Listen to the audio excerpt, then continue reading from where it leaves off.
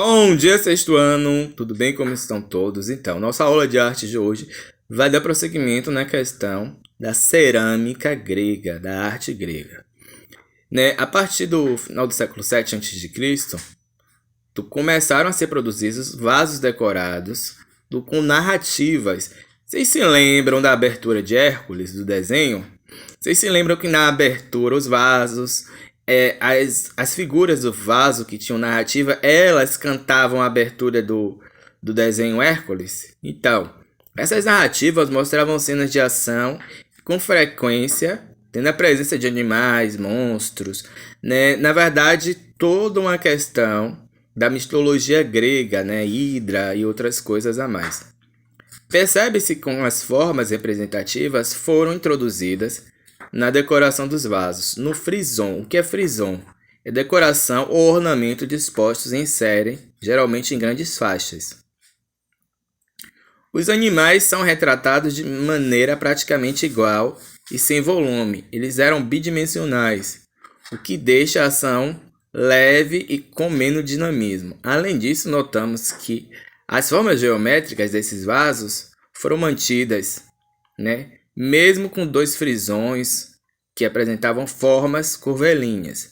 Por todas essas características, ainda que com as representações da narrativa, essa fase da cerâmica estava mais ligada às formas abstratas que não retratam a realidade como vemos do que as formas figurativas, que representam figuras de seres vivos que vemos na realidade. Já no próximo século teve o início o que ficou conhecido como fase das figuras negras. Como o próprio nome diz, as figuras eram de cor preta e passaram a ser representadas sobre os fundos terrosos.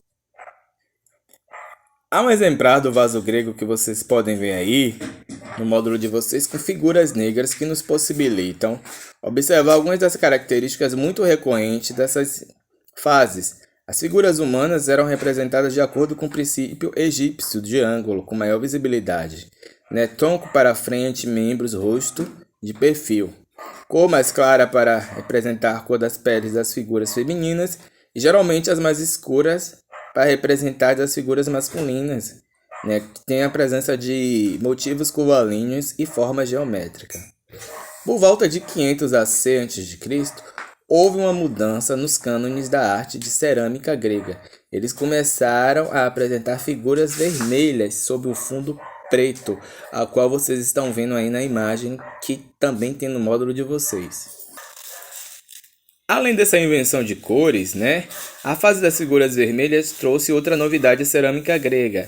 É nela que passamos a encontrar com maior frequência um distanciamento maior da estética egípcia. Nesse vaso, a qual mesmo vocês viram ainda há pouco, por exemplo, não há diferença entre a questão da cor da pele conforme o gênero. As representações das figuras humanas já não seguem mais o princípio de ângulo com maior visibilidade, o que permitia então as formas terem volume. O que isso significa? Que a representação do corpo humano ficou mais real e que a ação da narrativa ficou mais viva. Embora as peças de detalhes de bordas sejam mais simples e as formas geométricas continuaram presentes nos vasos gregos na fase vermelha. Saindo da cerâmica, a gente vai para o período arcaico. O período arcaico, ele corresponde ao período da arte grega que vai de 650 AC a 480 AC, tendo como principal característica a produção de esculturas. A drama de Alshore é a Lercore, a mais antiga até hoje encontrada, por isso é considerada a peça inaugural do período arcaico da arte grega. Coré é o nome dado às esculturas femininas do período arcaico, que apresentam formas simétricas, sem movimentos e regras de proporção alinhadas aos padrões egípcios, melhor dizendo. Da mesma maneira que as esculturas egípcias, a core pode ser vista sobre as penas de um ângulo de visão, sendo classificada com a escultura bidimensional, ou seja, que tem duas dimensões, altura e largura. Outra característica diferente desse tipo de escultura, em relação àquelas produzidas no período anterior, era que elas ganharam mais dimensão, na questão da altura. A dama de Oxer, por exemplo, mede cerca de 65 centímetros. A versão masculina de Coré, Chorus. No período arcaico surgiram os primeiros templos construídos em pedras de mármore, que passaram a ser ornados e decorados com esculturas votivas, figuras esculpidas em mármore para serem colocadas nestes locais, nessa questão dos templos, né, que eram grandiosos de mármore, né, tinha uma questão toda religiosa da mitologia grega imbuída nessa questão desses templos.